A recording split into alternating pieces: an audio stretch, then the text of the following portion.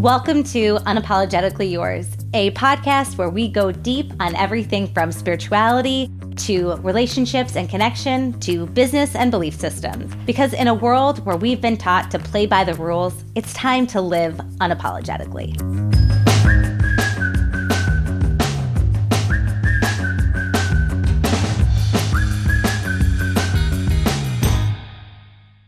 Hello, welcome to Unapologetically Yours. I'm your host, Ashley Logan, and I am so delighted to be here today with Katie Tomaszewski, who is a dynamic healer. Hang on, let's see. How do we describe someone who is so multifaceted in terms of health, wellness, education, and just an overall hilarious person who lives every day totally authentically, is a joy to follow along on social media, and someone that I am so happy to have been introduced to this year. So Katie, welcome. Thank you, Ashley. I think that was a perfect description. I struggle with an elevator pitch, to be honest. And so I appreciate you. And I'm so glad to have met you as well. It's just been such a great ride.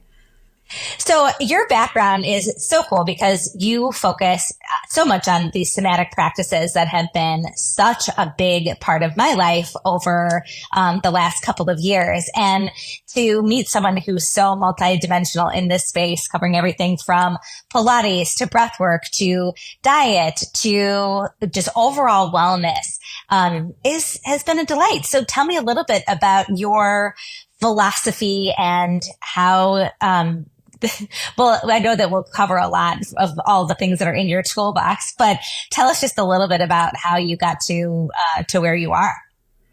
Well, I do believe at the heart of my philosophy that we are not victims and everybody can change. It's available. Healing and changing the way you think and changing the way you experience the world around you is at your practice. You know, you make a decision, you learn, you practice, you have faith, you have patience, change happens for everyone across the board. And that started for me with just getting into wellness via my undergrad, which I was studying nutrition science, which couldn't have been farther from wellness, actually. Wellness wasn't a word that existed back then. And so I saw nutrition and I thought, well, actually what I thought is I'll always be thin if I study nutrition, because it was like the year 2000 and that was still very much the motivation of every 22-year-old girl. Well, I mean, think about our influence at this time. Yeah. We had Britney Spears in low-rise jeans with Christina Aguilera, and they were called fat. And so there was, just body positivity for people born in and coming of age in the 90s and 2000s was a real bitch. A real bitch for the psyche. Just thinking about just like the idea of just like the always desire to be skinny. Like I remember once talking to a friend at work and just being like, I'm so motivated for my goals. I want to be so thin that people are worried about me. I actually said that and I meant it too. Like, oh my God. Oh my God. Just almost there, so close. And it's so funny because like the idea of skinniness it does not appeal to me anymore, but that's like how small can a person be? And that's just, it was reflective of a lot of ways of thinking I used to have. But I started studying nutrition. It was a clinical program. So I don't even know how I got in, to be honest. I think I was like the last person that they let in. I didn't get in the first year. I applied the second year, all the while never looking at curriculum. And then I'm in there taking all these like biochemistry and anatomy. And I'm like, when are they going to talk about like what cauliflower does for your skin? That's what I was waiting for, these nutrition classes. And then like, honestly, halfway through the program, I realized that like, this is not what I was getting set up for. At the same time, I became pregnant with my daughter. And so that put a damper on that plan of being a dietitian because I had to do a year-long internship and it was very competitive out of state. You have to pay tuition. It's 9 to 5. Like me and my boyfriend at the time were just kind of, we were scallywagging it with this baby as it was. And it took everything I had to finish school. But, it's interesting. Getting pregnant was really focusing for me. And I studied so much and I got straight A's for the first time in my life as a student. I was always like the person that could just get B's really easy without trying at all. And then I get an A every once in a while, or maybe a C or D too. So anyways, I was like the best student ever, got out of school, married my daughter's dad for like 6 weeks. And then that fell apart quickly. And then I decided to teach Pilates again because of thinness and my desire. I found that my postnatal body was just like kind of what happens, like I had done all the jogging and it just didn't feel the same. So I started taking Pilates and I had to scrimp every penny to take a class. It was so expensive. But every time I went, there was such a big difference in my body and also my patience towards my child. I learned later that was the breath work. Pilates is very breath heavy. So I was like, I don't know why, but after I do Pilates, I'm like way calm for a couple days. So it was like before I went to therapy, I found that. And so, of course, I went to therapy eventually and did that whole thing. And meanwhile, I stayed teaching Pilates, drinking like, a 20-something-year-old. And then I was getting into my 30s and I was still drinking that much. And it was that thing, that mommy culture, that's you're hanging out at play dates and drinking the wine. And it's nice wine. So I'm not really that big of a drunk. There were people, I worked in restaurants. So there's certainly any people who had way bigger substance problems than me. So my nightly bottle of wine seemed very tame. Yeah. However, I did want to get a business going and I noticed I had all these ideas and I would plan and plan and plan, but there was no follow through because I was detoxing all the time. And so I decided to give up drinking for just a brief period of time because I was so broke and I needed money and I needed time. And I just said, I'm going to do the ultimate sacrifice, take away alcohol. So I did.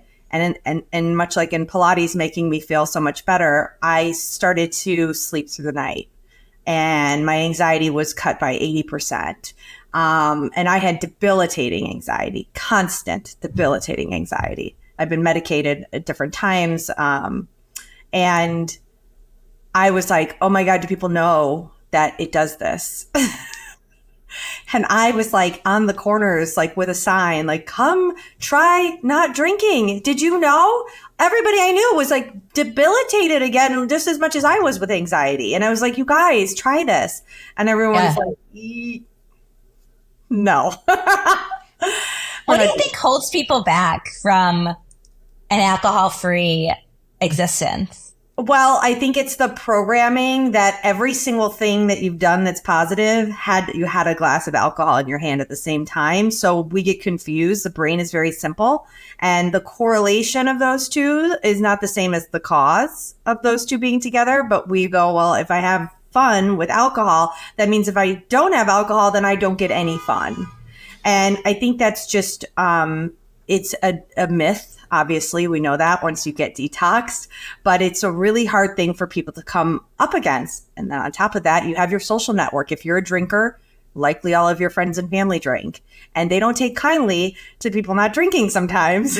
And so it can be very isolating.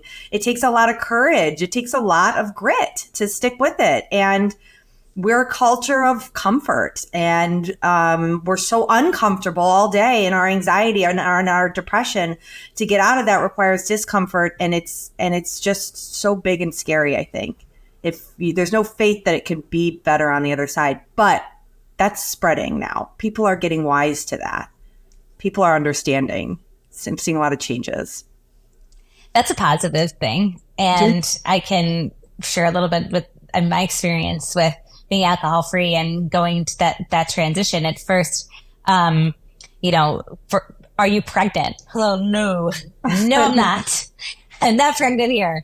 And then like those first couple times with being in public without drinking or going out to dinner and not drinking and not knowing how to navigate that, like just a little bit of discomfort in being the one who wasn't. And that disappears pretty quickly, actually. I would say within 30 days. But it's amazing how it feels to not have to sacrifice tomorrow and like the continuity of thought, like as a creative person, an entrepreneur and all those things, being able to carry my thoughts from one day to the next without a big disruption or having to go back and recalibrate has been such such a gift that even like one drink can really disrupt that thread. So oh, yeah, because I've tried. I'm like, I can have a drink. I'm not going to go off onto a bender of some kind, but it's not worth it because my sleep gets disrupted. Ashley, do you find, this is a question I want to ask you. I used to question myself all the time, and that would hold me back from making moves. Have you found that you question yourself less? 100%. So backing up, I stopped drinking after my 40th birthday, and I had a rager party. There was like 4 or 5 signature drinks, and I had most of the people that I cared about in the world. It was a great party, and I probably blacked out around like midnight, stopped remembering the experience, and I didn't do anything or make anyone mad or wasn't a bitch, but just the fact that I could like be in my own home with all the people that I care about and then not remember parts of it really was just like, I couldn't get over. Like I had just had so much anxiety. What if I did something to someone? What if I did embarrass myself? And it wasn't worth it. And I've been toying with this a lot anyway. Like it wasn't like I just woke up one day and was like, I'm done. I had gone for extended periods of time without alcohol over the previous couple of years, just trying this out and just sort of coming to terms with the fact that like, I actually don't think I really like this. I actually can notice a big difference in my body. The things like the night sweats, even like one glass of red wine could totally disrupt my sleep. So, and I knew going into like the coming year that I had just a lot going on with work, a lot going on personally. And I was like, you know what? I just think that I'm going to do dry January. And then I was like, and I sort of could tell people that and they got it. But in the back of my mind, I knew that actually I don't think that I have an end date for this. And I'm going to keep going as long as it feels good. And that's sort of what I kept telling people. Like, I'm just going to keep doing this while it feels right to me. And that was something that was digestible for them, like taking out the permanence of it. Like, wait, forever? You're going to quit drinking forever? You're never again? Not one more? And so I was like, this is what works for me right now. This is what I'm going to stick with. But the benefit of that has been not questioning my choices, being able to make decisions because I am never not aware of how I feel. I know how I feel and I can sit with my feelings. I can deal with them. I can move through them and I can hold my thoughts and have confidence and not wonder, did I do something that could shift the course of this either while drinking or not have that clarity? Yeah. And so the clarity has been the biggest gift from all of this. Tell me about your experience and why you asked that question, because I love that question. Yeah, well, I mean, it's just that was the most liberating thing for me because, and what I've learned since then is about our brains. And when we question ourselves, when we train ourselves to question ourselves, we're going to question ourselves more. So if you question yourself because you got drunk last night and you're like, did I offend my sister? No, I wasn't. No. I was right. Or what was I would brown out a lot at the end and I didn't have to drink that much either. I'd just be like, wake up in the morning, like, were me and, my friend I remember us yelling at each other on the porch, talking about something that was heated, but it'd get to that next level or something. And so by constantly having that in my mind, that questioning, even if it was just once a week, but I'd spend a half to a whole day wondering, questioning my own experiences. How do you stand in your power then when you've trained your brain to question what you're feeling, thinking, believing, seeing? It's so disempowering. And so I love to be a woman, because there's no shortage of women who question themselves. I love to see a woman step out into that space, and men too. I mean, I work with men too, and the same thing, right? Like they're also in a haze with it. And we're all walking around a little defensive, a little tense, or a little overly apologetic, a little tiptoey, because we're not sure where we stand with things. Yeah. I like that people know where I stand. I know where I stand. If you have a confusion, that's for you and you. I'm cleaning my plate. I don't have to take that into my energy space, and I can produce more things and change the world in the ways that I want to change it instead of having petty arguments all the time. I mean, and not just that, first of all, I love what you said about not living in a disempowered state, because that is so vital. And I think that taking that to the next level about feeling your feelings. And so we are often taught in this culture of comfort that we must feel happiness. We must feel this. Happy, and if what a gaslight happy is. I don't want, but yeah. Amen. And because like the beauty of being human is like that we get to live in the spectrum of emotion from despair to joy and bliss. And the things that happen in between are all a way that we can measure one against the next, and how happy moments get amplified more against grief, or how many things can be true at one time. And by bypassing our emotion, by going straight to like living or anything like that is through alcohol it's a real bummer. Mm-hmm. And I think that it creates a lack of awareness for people about where they actually stand, not just with other people, but with themselves. Absolutely. So if you're upset about something, then you go out and drink, and then you're like, oh, maybe I'm not so upset about that after all. But that feeling of being upset is actually what guides you to get into the right path of your life and your purpose. Right. We're skipping the learning. We're closing our eyes, putting it in a box and saying tomorrow, I'll deal with it tomorrow. Meanwhile, the boxes fill quickly, and then you need a storage space. And then the storage space becomes anxiety in your body that becomes autoimmune disorder or back pain or acne or all kinds of things. It manifests. Like there's absolutely always an emotional component to some of the things that people are facing. And even in my Pilates background, before I was teaching breathwork or habit change, and even when I was drinking, I had a whole chronic pain experience, and I was in the best shape of my life. I was seeing the best trainers in the city and getting body work, and it made no sense. I was so debilitated, and it was because I was in court with my daughter's dad. And there was not just because we were in court, but because of my beliefs that would happen about my fears about my child, my fears about living in the city, my fears about my income, all of these things that were just like circling all the time. And I've had clients as well where they'd come in after one session and go, oh my gosh, I didn't have back pain for a week. And I'd think, wow, I guess we really did need to stretch your piriformis. That's not how the muscles and connective tissue work. It's not that quick and simple. It can change things over time structurally. You absolutely can. But if you're feeling instant relief, it's more likely that you haven't interacted with your physical body. You have not honed your interoception, which is a big word in wellness right now, which is the awareness of your internal state. That's what breathwork is so great for. And so people come into Pilates and they're busy, and they're sitting down, and I'm asking them in Pilates, there's a lot of micro shifts. So you really have to put your awareness down into your pelvis or down into your foot, and you have to sustain your awareness there. That act, interacting, having a conversation with your body is such a huge, it has such huge clinical significance in treatment for things like anxiety, depression, chronic pain, eating disorders, addiction. That's really coming to the forefront as a reason why meditation works, a reason why breath work works, a reason why something like Pilates and yoga work beyond just how it stretches you.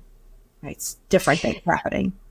Well, I think that, first of all, thank you so much for that background. I love that word, interoception. And I think that one of the things that I discovered lately or noticed more about myself and a habit that I've been trying to change with somatic work is that I was just in my head and totally disconnected from my body. So, because our body tells us how we feel about things. So, and when we live in our head, we're fighting the ego. So the ego state might convince us of one thing or the next, but our bodies are the ones that might actually elicit the emotion of fear, dread. I don't want to do something like that. Or yes, I do. Let's go forward. And so even like just figuring out what your body yes and your body no is can be such a guidepost to getting on the course of your life. But you have to, one, has to tune in to your body and work on that body connection. And I love that you've named that with introception. Yeah, well, what you're describing too. Sometimes I've thought about like calling myself like a self relationship coach, because it's like you and your spouse, but it's even more than that. It's you and like your most honest, perfect baby you, 4-year-old you that can only be honest, and only has the best intentions. And so we say, no, quiet body, I'll get to you later. Right now, brain, the thing that's programmed by cultural influences, the thing that's been programmed by my parents, my church, my school, my job. I'm going to satisfy that. Body, we'll get to you later. Well, later never comes. And then the body starts to tantrum. As we know, anyone who has a child, like you can't give them the iPad forever. At some point, that's going to come back to bite you. A lot of hours can go by on an iPad, a lot. But I hear you. Yeah. And that's where, to me, the drinking is giving ourselves an iPad. It's okay, right? You're on your phone. It's kind of fun. There's social media, you can stay there for a long time, but it's like not that fun. Like there's a part that there's a hole somewhere about like you get sick after a while. It feels compulsive. But then when you take the phone away, all you think is, oh, I miss it. This sucks. I want my phone. But with time, just like as a child, when you take their device away, they do tantrum. But 20 minutes later, they're in the craft drawer and they're painting. They haven't touched their paints in, God knows how long. But that's what we do too. We get so bored that all of a sudden we're going to go to a breathwork class and meet some cool people, or we're going to go take up some fitness program or start hiking, or just sit there. I used to do that when I first got sober. My daughter would go to her dad's for the weekend, and I would sit in my apartment after I worked, and then it would just become night. I would just be sitting there, and it would just become night. And I'm like, do I turn my lights on? Do I continue to sit here? Because at that time I felt I had no friends. My personality felt really dimmed, so I didn't really even want to try that hard to go out because it was so much work to try to enjoy myself. And now I hadn't discovered meditation yet. Now looking back, that was meditation. I spent hours in meditation, not realizing it. That's wonderful. It was all important parts. That was so healing. I love that. And I think that the stillness is such a vital piece of transformation and also connecting. So let's talk a little bit about meditation, because this is something where I think people believe like, okay, let's sit here in a Zen position, absolutely with no interruption. And meditation can take on so many different forms that are really, really accessible. So tell me about the spectrum of meditation from your viewpoint. What is meditation? I think meditation is observation, really, at its nugget. It's just observing without response, observing without reaction, observing without story. So hopefully you can get to a place where you can have inner observance, but maybe you just start with shutting your mouth and practicing breathwork sometimes. Like when I tell people, my clients who start going out in public for the first time, they're very stressed out, right, about not drinking. And I give them a simple breathwork to practice. And I'm like, you're just going to do it through your nose. While someone's talking, you can count. If they're drinking, like, don't worry about it. They're so happy to talk. Alcohol puts you in your ego. You want to talk. So if you're hanging out with a drinker and you don't know what to say because you're sober, just quietly do breath work and you'll be happy and they'll be happy. And it's wonderful. But meditation starts with that, right? You just stop being the one that always has to talk, the one that's always in ego, me, about me, things I know. And you just can become a listener. There's step one. But then can you do that quietly in your environment where there's not another person? Can you look at your cat? Can you watch your cat just like sitting there and just sit there and watch it, right? Then can you close your eyes and notice your thoughts without getting up and you think of something that don't go write the shopping list right now. I know you just thought of something you need. Forget it. It'll come back again. And then it can go deeper from there, right? Then you can start to get into the sort of the waking dream spaces that can feel like, was I sleeping? I think I was awake. Where did I go? Now I'm back. And that's been my experience. I don't consider myself a meditation master. I've never done like a 1 week sitting or anything like that. So on the list of life for sure, but haven't hit it yet. But I teach practical meditation because at the end of the day, like if you have a baby and you think, well, I can't meditate because I have a baby. Well, actually you can have the best meditation ever because you're going to have to come in and out. You're going to have to become more resilient because you're going to go quiet and everything will be fine. And then your kid might need something. You get up, get them water, and you come back to your meditation. So if you're sitting for 30 minutes, you might leave and come back 10 times. You are going to teach yourself to drop down quick into meditation when you want. It's like when a mom needs a nap. Like she could take a nap pretty fast. you could get yourself asleep pretty fast. You're asking the wrong person. I am not a napper. Okay. No, not a daytime. I'm not actually much of a You've sleeper. never been a napper. Never. Are you a caffeine drinker? No. Well, that's a no. I don't talk too much about caffeine because I want to keep some friends. Okay, we'll get there. Honestly, like I'm feeling, I've been starting to feel the nudge, and that I need to explore some things about caffeine use. But I've dropped a lot this year, so I'm just gonna one day at a time. Bask in sobriety. I didn't even look at caffeine for many years and other substances. Okay, like. It's harm reduction. Alcohol is the one that does the most bad stuff. So let's just focus on getting that one real stable before we look at sugar or anything, right? No rush. We're just walking. So I think that the one thing that I think is so important, like even just you said, we're just walking, but also going back to meditation, like that can happen while you're walking. That can happen connecting to nature. Like meditation, again, does that have to be for anyone listening who has never meditated or feels like there is a barrier to getting started? It is something that can really be as simple as taking a walk with music. It can be taking a walk without music, taking a walk in silence, doing a guided meditation through something like Insight Timer, cooking, sitting and chopping vegetables, being in stillness, painting, writing, creating, like all of those things can get you into a meditative state. And they're all totally accessible and tools to help tune into one, that like connection to your body, and then also getting out of that ego state. And also that like fight or flight that we're like so deeply conditioned to like always be going in the cycle 24 hours a day, 7 days a week. And it can just break that up and create that stillness to listen. Yeah, some of us need an active meditation. I've worked with several people who meditation causes them more stress. They're not ready to sit there silently or even listening to a guide. What they need is an active meditation. They need to invite their mind into it and exhaust it, whether that be, maybe you've done a laughing meditation or crying meditation or shaking and all these things. You do it to the point where like, I don't want to move anymore now. You know, if you're sitting in meditation, your body says, move, move, move, move, move.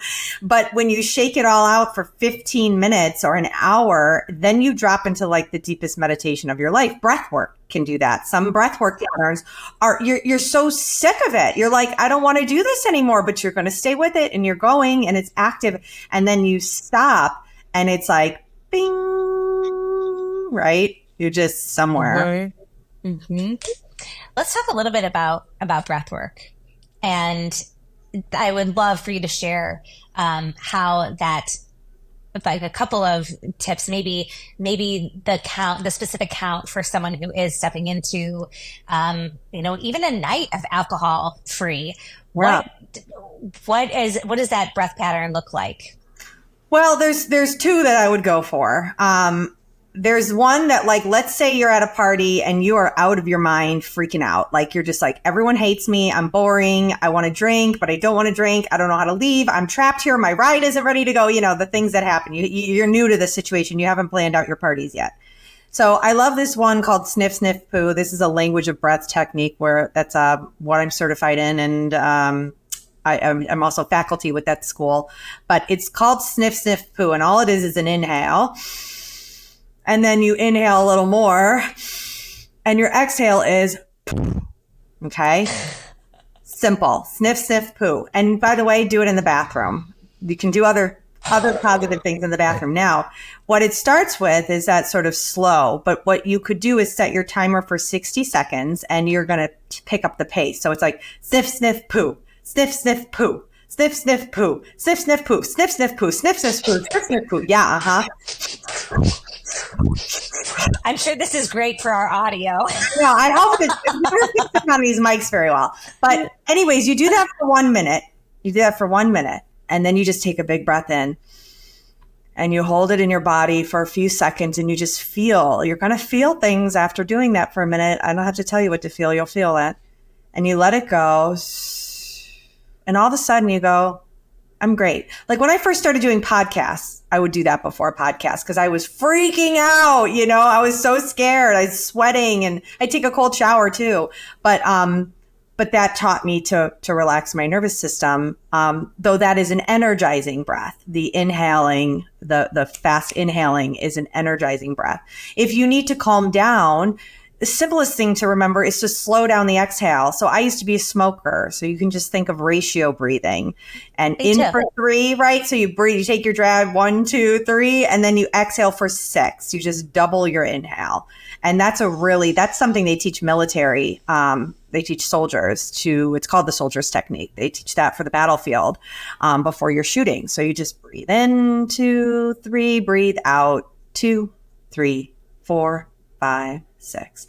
And anything you do, a breathwork session, 90 seconds to 2 minutes is going to break through the nervous system. Okay. So if you're doing something for 90 seconds to 2 minutes, it's cool to do longer breath sessions and it's fun and you can go deeper places. But if you just need you need a shift that's going to keep you long enough to not blow up at somebody, not run out of the house crying or whatever the thing that you think might happen, or just to get out of intense discomfort, 2 minutes. So you got your phone with you, time it, and you'll be free. Thank you so much for sharing that. That's really, really helpful. And I'm also a former smoker. And I realized that one of the reasons that I loved smoking so much was it provided 2 things for me. 1, the breath, and then 2, nature. So being outside, being grounded, and not to suggest that anyone go back to that place of nicotine addiction because it's a motherfucker. Yeah. And it's the hardest habit to quit. Yeah. But at the same time, that connection to nature and the breath is really what it is. What's shifting the nervous system. And it's like we're so damaged by how we've been manipulated to be such producers that we feel bad if we were just to stop working and walk outside for 6 minutes and take some breaths and talk to our friend or whatever. That feels like how selfish. But if you have an addiction and you have to, then do it. But only if you have an addiction that you're managing. Well, it's so funny. Like I worked in restaurants and only the smokers would get the breaks. And but in any event, with my team at Yak, my agency, I encourage people regularly, go take a walk, recharge. That's how you get ideas.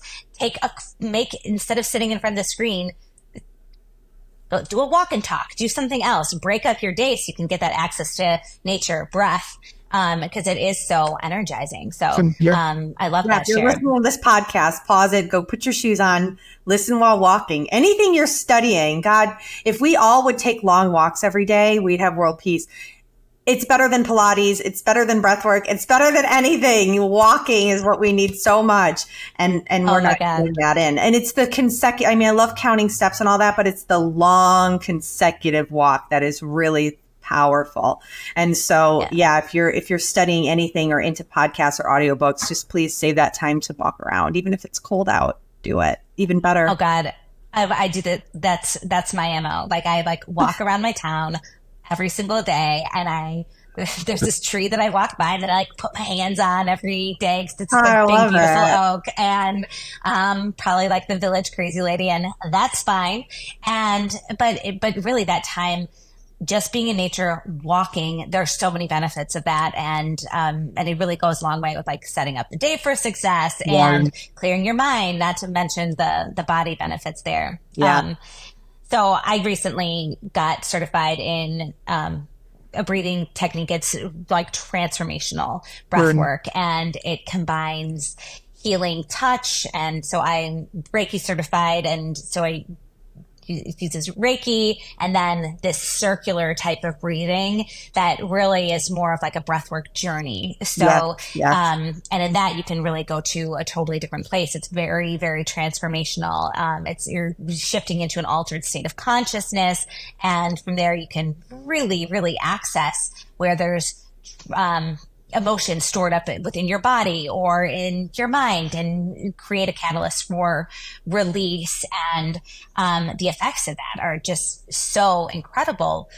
But what I love about what you're saying, it's something that someone can do. Not everyone can just lie down and do a breathwork session that's going to release all 40 years of trauma from their body. This is something that someone can do to like actually just support themselves in the moment. So this is really very appreciated. I mean, everything that I've done in my world, I've had to figure it out while having no time, being a single mother, being broke, all of these things. And so like, how can I couldn't go to the retreat, that just wasn't going to happen for many reasons. And so how could I bring this stuff into my world, in a way that was something that I could actually use. And I'm not going to act like I sit and do breath work every single morning, but I do I think we all, as you get to this point, especially those entrepreneurs out here, we get into like points of ritual where like right now I'm in a 21-day major cleanse of different things. And I'm going to be doing breath work every single day for that period of time. And if I just broke up with somebody or, was moving or something or taking on a big new project, I'd be doing breath work every single day. I love that I have that tool because I saw recently, I was at something and I saw this guy take a hit off his vape pen, like whatever, no shade. If they had vape pens when I was in high school, like I would have never had to ditch. But I just remember having to take a hit before everything that I did, before I taught Pilates, before I went on a date, before I played with my daughter. And so when I need that sensation, I'm so grateful for breath work because it's the same. It's like that 4 minutes of self time. And the response of my body is predictable. It's always going to be the same. Where sometimes I get high and I'd get really tired, or sometimes I'd get high and I'd get really confused. Like it wasn't always smooth, So right. I like that breath work gives you the consistent thing because I actually wasn't looking for a 4-hour high. I just needed to get through a hard chunk of time for like a minute or two or 5. So tell us a little bit about the programs and the work that you do, because I know that you apply so many of these practices to yourself, but you also make them available to other people, which is so incredible and impactful. And you offer so many different things. So let's talk about what's coming up right now with your 21-day cleanse. Yeah, well, right now, 21 Slow is a program that's spun off my baby DryNamics. So DryNamics was my first coaching program. It's a 90-day sobriety journey, and there's shorter bits of it available as well. We're developing a course right now that'll be really great that people can do on their own. But DryNamics was never it was never a recovery, right? I didn't understand what it was, but I knew it wasn't recovery because it wasn't making people sober, and that wasn't the goal. And I knew I didn't have the power to make anyone be sober. But I also knew that if people were supported through a longer period of time with other people, and I could tell them some things and encourage them to try some things, that some of them, it would start to, like you said, you took some sober breaks that though they didn't make you sober, you eventually came to that conclusion. So it's the snowball kind of starts to get pushed down the hill and gets a little bigger. So DryNamics is part of a sobriety practice, right? Like your yoga practice, you might go to a retreat and learn a lot, and you might practice yoga really deeply for a while, but then you might stop and get into some pain and feel bad and go, oh my God, I need to go back to yoga. I think that's a practical way to look at it for adults who don't necessarily have a drinking problem, but drinking is a problem in their life. And so to say, am I never going to have a drink again? That's not even something that I say. I cannot think of a reason why I would ever do it, but it's also not something that I say. It's not something that I care about. I don't count days. It's not a thing for me. I have a rational mind that has decided that when I do my checks and balances, it's like, am I going to call my ex from 4 years ago and sleep with them? No. Does it cross my mind every once in a while? Maybe, but I don't act on it. I never would. Because guess what? I did act on it a bunch of times and it was regretful. Just like I tried to drink a bunch of times after I played with it and it always sucked. It never did what I wanted to. Like what I imagined it doing, it stopped doing when I was real about it. So anyways, we use alcohol as a tool. It's a personal growth program and alcohol is the tool that binds us. And P.S. on the way, a lot of people go sober. And it's just such richness. Like, it's like, okay, like let's use these tools from Byron Katie, but let's apply it in the situation with alcohol. Let's talk about Dare to Lead by Brene Brown and how being sober brings you into your values more. So we take all these wonderful teachers and we just, sort of fizzle it down into the lens of alcohol and how that impacts the way that we show up. And that's also reflective of a lot of other decisions we make. So it's just this interesting mirror and it's an experiment and it's really fun. We have a great time. What kind of outcomes do you see from DryNamics and feedback do you get from people going through the program? Lots of them. I mean, we have people whose spouses decide to go sober spontaneously after. We had our first DryNamics divorce last year. We've had people go through death of parents, death of pets, having a completely different experience with grief. Wow, that's different to not grieve with alcohol. We have people that have gone sober for years. They were in one of my earlier programs. So I've only been doing this for 6 years. So I have people who've been sober for many years. I have people who come back to me once a year and they like to go sober for half the year, but maybe they like to still have a relationship with alcohol to some degree. And I know they'll probably go sober eventually, but they're just, not ready to totally be on that side. Just toying with it right now. Yeah. So it's all over the place. I've had people start businesses. I've had people, change careers, people get pregnant. It's just like all of these experiences can come from removing the big block of alcohol. It's such an energetic block. It really will stop the flow of what you're trying to call in. It keeps what you want like right near you. You can smell it, but it's like not coming in. Move the block, right? Yeah. Move the block. Yeah, I feel that so much. As a spiritual person, I just felt like when using alcohol, I was not getting as much clarity about the direction that I wanted to go. I wasn't getting as much clarity around my purpose in life and also like my needs, my desires, where I wanted to go, the decisions that I wanted to make, how I wanted to show up in the world, all of that got, and by the way, like there have been times when I was the drunkest person in the state of Illinois, like for sure. And I thought that I was very, very fun drunk. And I think there's plenty of other people who would say completely otherwise. And while I wasn't like a day-to-day drinker, what my kryptonite was, if I was in the mood and didn't coach myself ahead of time, I could go and not stop. And that's when those like more destructive behaviors would come out. And also like safety and all those other things that don't serve in itself.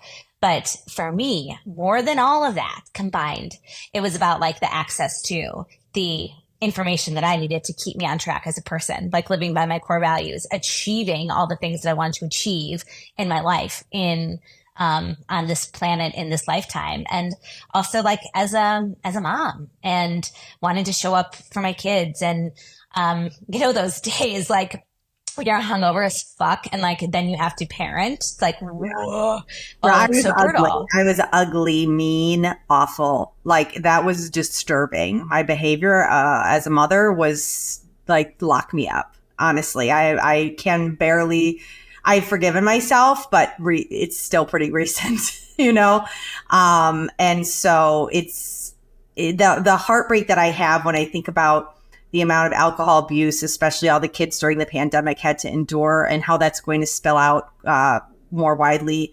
And I think we're seeing it a lot in Chicago with the rise of so much crime with really young kids. And it's just, I feel so much for them because of what they've been through. And even without the pandemic, it's really hard. Parenting with alcohol it creates a lot of confusion for kids, even if you don't beat your kids. You don't have to beat your kids. Then just not knowing if you're hungover or not. Like last night, you were laughing. We were having so much fun. And then this morning, you got really stern with me and it was scary. And I just was doing the joke we just did last night. But they have no idea that you were totally fucked last night. And today, you're fucked in a different way. And how confusing to go through that every week and just not know what you're going to get. That causes a child to disembody. And they're going, I feel like it's a good idea to talk to my mom. And they go, well, don't listen to your feelings because they're usually wrong. Look, she just got upset. She's the caretaker. You're the one that's in a vulnerable position. So you did something wrong. Stop listening to the messages. And then the pattern continues. Our intuition is so powerful. Our body will tell us what we need to do, but we do have to get quiet enough to listen. It's so true. I'm sitting with that for a second too. Well, I think that the work that you're doing and the program that you offer with DryNamics is incredible. And I know that then there's been spin-offs and other programs, like you were saying, about 21 Slow. So 21 Slow, I'm not making a lot of friends with, but actually it's been very successful. So 21 Slow, we take away everything. There's no caffeine, no alcohol, no sugar, no dairy, no gluten. And the purpose of that is to get you to a liver detox. Wait again, say this again. So no caffeine, sugar, dairy, alcohol, sugar, dairy, gluten. Yeah, everything. No soy or corn. No soy or corn either, but they're sneaky. They're in more stuff than you realize, but they're like everything with preservatives, but right. So you can't have anything processed. So the idea is that not only are we eating clean and the second week of the program, it's a 3-week program, is a liver detox. So it's intense. You're having a couple days where you're just on bone broth, but you can eat as much cauliflower and broccoli as you want. There's no starvation in the program. But you get sick of cauliflower and broccoli on those days, I will tell you. However, I don't know that we've never ever talked about this, but I make a mean bone broth. Like this is my witch's brew. It is. I love to make it, and it's exceptional. Please send me your recipe because I'm about to embark on a lot of bone broth, and it's expensive to get the good stuff. But anyways, we do that for 21 days. The liver detox resets your cravings. So if you are a drinker, that is like, I eat a pound of sugar. I go to the sugar aisle at the grocery store. That's one of the places I stop. We get Twizzlers and whatever. It will knock the sugar craze out of you from a physiological point, right? Because you're resetting your system. You're resetting your metabolism. You're cleansing your liver. I mean, the amount of stuff that you excrete. And I started this not because of alcohol. I started because of cancer. I wanted to get a handle on what I was consuming that was carcinogenic and inflammatory, and sugar being a big thing that I leaned into. And so I do this every year now. It's really helped because of the fear of getting cancer. Yeah. Or because you had cancer. Because I turned 40 and every single thing was like, go get a mammogram, go get a this, like cancer screening galore. And I'm like, okay, fine. But like, that doesn't actually do anything to help you, like not get the cancer, like sure, they can see it there already, but I rather like not even have to get to that point. So I'm doing what I can, to reduce that. And so there's the consuming. What are we consuming that we can change? What are we breathing? Fragrances, what's in your home? What are your cleaning products? We get into all that. And then we also have daily breath work. We have meditation, because at the heart of it, you are going to get pushed to your edges. You are a nice person who's there for everybody. You're a caregiver. What's going to happen when you have to care for yourself, or you're going to lose this investment that you made and you bought all this produce that's going to go bad if you don't cook it, but your kids like pizza? How are you going to say no to your kids if you're not that person? I have somebody whose father lives with her, and he's like, make me duck and potatoes and all of this. And it's like, no, you need to experience saying no and prioritizing your own health and care. And that's incredibly confronting. It's confronting not to have any comforts. All of a sudden, if there's something in the pipeline that was going to come out, it's going to come out. So we really come together for this because it's transformational, a la ayahuasca journey, a la some psychedelic experience of yourself. You're like, I want it to end and it's not over yet. So yeah, it makes DryNamics. It makes like DryNamics look like patty cake. DryNamics seriously. What kind of benefits come out of this? Because like part of me is like, okay, I want to do it. I want to do this. Like I'm ready. I'm, halfway there. The benefits, you don't drink, so that makes it easier. If you already don't drink, it's easier. The caffeine is harder though than alcohol. I can tell you, I've never seen such aggression from my drinking clients as I have from my caffeine clients. So I'll just throw that out there. We have a long runway for the caffeine detox. We recommend people titrating down for a while.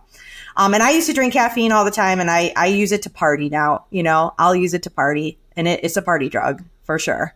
If you don't drink it all the time, like it's a party drug for sure. But now I'm off of it. So I got rid of my caffeine habit, which was, again, as an entrepreneur, I work too much. I need to stop when I'm tired. So caffeine keeps me going and not listening to my body. So that's a big reason for me not to have it. And also, aside from letting go of things like sugar and all of that, which you really do reduce that, and you learn how to cook a lot of really good recipes, really good meals. Your skin is like waxy almost. The gleam, it's very nice. You're going to, again, excrete a lot of carcinogens. It's great for people that have insomnia. It's great for people that have autoimmune and pain and issues around that. It's an anti-inflammation diet. So inflammation is at the heart of everything. And especially if you're somebody that's wondering if you have a problem with gluten or dairy or alcohol or whatever, well, you take everything away for 3 weeks, you introduce one thing, you're going to know real fast if that's something that you shouldn't be taking. And great, because you want more energy. And that's what I want. I just want to have more natural energy. And this boosts me into that space. How many times a year do you offer the program?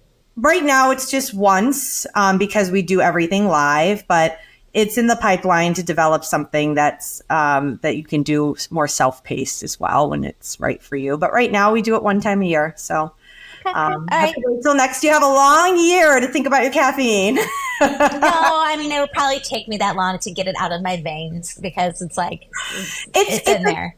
And you don't have to give up caffeine forever. You don't even have to give up caffeine during the cleanse. Like you can just switch to a low amount and like quality beans and stuff. But the thing is, why not try and see what it's like? Well, I mean, I think it really just comes down to that like body awareness and that body mind connection. And because like my belief around it is that our bodies are just have such absolute intelligence. And for us to be able to tune in to what our body wants, it's our pathway to a life that we're here to create. And by listening to that, it can give us, again, like our yeses or our nos, or define who we're aligned with from a friendship standpoint, from a relationship standpoint, how we want to show up, what are our triggers. And so all of those things are guideposts to get you on course to live a life that is fully aligned with what you're supposed to create and with your greatest gifts. So I think that it is worth checking out what we're doing to mask or avoid those messages. Yeah, it's boundaries, right? Alcohol helps you avoid your boundaries. And so does caffeine, right? If you said you were going to stop, or you said I'm going to prioritize other things, well, you don't have to just keep taking another cup of coffee. You can keep going. You don't have to listen to the plan you made for yourself. Yeah, that's true. Yeah, it helps me because I am a people pleaser. I like being a good girl and doing the most and all of that. And so it keeps me in line. Even with workouts, like I used to love to take some like a noon in my water and then run like crazy. But then like my hip flexors would get like jacked up. I don't hurt myself at the gym anymore. I just go more. I work out more and don't force myself to be, drugged for it. Just for lack of a better term. Well, I mean, but it's true though. Like caffeine and alcohol are ultimately drugs. But I think that the one thing I want to share with anyone listening is to tune in, listen to yourself as you're hearing about these things like gluten, sugar, screen time. We haven't talked about screen time, but we did kind of. But that one's still the pipeline for me. I'm still working on that. I'll let you know when I have a program. But like caffeine, alcohol, if you feel triggered or defensive about like, I can't give that up, it's probably a sign that you should look into it, or at least explore your relationship with those substances, because tuning into your body and giving yourself that pathway to access your inner wisdom is such an incredible tool for achieving that thing, that elusive emotion that we talked about, happiness. And at least having control over what makes you happy and what doesn't. And if you're not tuning into your body and you don't have awareness and you're not slowing down to those things, then how can you figure out what makes you happy, what doesn't make you happy, what pleases you, what doesn't? And so those tools can, again, clue you into what's working for you in your life and what's not, so you can set the record straight, be empowered, and take control over the path that you want to live. Because as you said, we all have a choice. Yes, absolutely. We're not victims, and these substances keep us in a state of in a bit of a cage, in a loop, and with these temporary comforts, and they feel good in the moment. It feels really bad to take them away at first. So it makes sense to me why we get stuck in this. I've been there, and I may be there again. Who knows? Like, I don't know what's going to come of my life, if I might have a moment where I decide that it's better to start drinking. I don't know. I'm not going to judge that if that happens. I am here for the ride. Like, show me, Destiny. What's up? I'm here. I'm with you. But, I don't feel like I have to, and every personality and every person is different. But for me, I keep things a little more sort of fluid and pliable and open, because I do want to allow whatever is supposed to come through. Here's what I'll say. I don't like taking away the decision. I know for a lot of people, they say, I'm sober, the decision's made, I'm never thinking about it again. It's a no. I actually like that I'd have to do a check and balance. I actually like that I think for a second, I mean, I could have a drink at this wedding if I want. Well, why would I want? What am I feeling right now that I'm even thinking about having a drink? I didn't have a drink at the last wedding. I didn't even think about it. I like that it comes into my mind so I can analyze and go, it's because I haven't had a conversation with that person that I'm going to be at the dinner table with. I wonder if I need to have that conversation first. It gives me info that I wouldn't get if I just said, I'm a no matter what. Oh my gosh, I love that so much. That check-in. Yeah. That tuning in. Mm-hmm. Yeah. More info. Why do you feel discomfort? Exactly. Give me the data. Why do I feel the certain way? How? And then having the onus to take action or avoid that person at all costs by hiding in the bathroom. Whatever you need to do, at least you have awareness around your behaviors. So you come up with a plan. I love it. It's been so great having you here. I have one question for you. Yes. I want to know from you what you are doing to live unapologetically. I think the most unapologetic thing that I do is just honest. That's to me the kindest thing to do. And when it's a no, it's a no. And when it's a yes, I follow through. And I wish more people would be honest. I think it takes a lot of courage. And I wish more people would even just stand up to me. Even my own daughter, sometimes I'm like, you got to have a feeling about this. Just give it to me straight, like I did to my mother. But not in an aggressive way, but I am honest. People know where they stand with me. And I appreciate that when I feel that in return. Thank you so much. Thank you for being here. And how can people, where can people find you? You could visit my website, deeplinehealth.com, and see more about some of these programs we talked about. Or follow me on Instagram at deep.line.health. I'm on TikTok as well. And I don't even know my handle there because I'm not good with it. But if you look at my name, Body-Centered Sobriety is what it is. Body-Centered Sobriety. Thank you so much for being here. I am, again, so glad to have you and your wisdom about everything from Pilates to diet, poisonous substances that we put in our bodies. living an alcohol-free lifestyle and everything in between. You're such an authentic person and very grateful to have you. So thank you everyone for tuning in to this episode of Unapologetically Yours. I'm your host, Ashley Logan. And until then, don't follow any rules. Please get into trouble and then explore a little bit about how things feel in your body so you can unpack your inner wisdom. Thank you so much for tuning in. Go out, make some mischief in the world. And until then, I'm Ashley and I'm unapologetically yours.